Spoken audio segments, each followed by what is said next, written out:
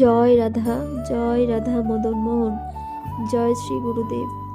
তোমাদের বলেছিলাম বন্ধুরা 64 মহন্ত ভোগ দর্শন করাবো। তোমরা দেখো কত সুন্দরভাবে সাজানো হয়েছে, চারিদিকটা কত সুন্দর হয়েছে। আমরা গিয়েছিলাম ভোগ দর্শনে। এখানে গুরুদেবকে বসানো হয়েছে, শ্রী নিত্যানন্দ গোস্বামী।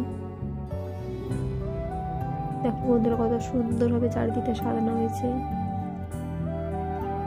তোমাদের কেমন লাগলো অবশ্যই কমেন্টে জানিও।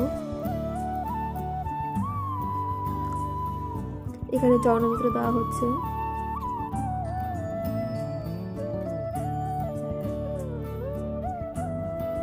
তোমাদের কেমন লাগলো ভিডিওটি দেখে অবশ্যই কমেন্টে জানিও।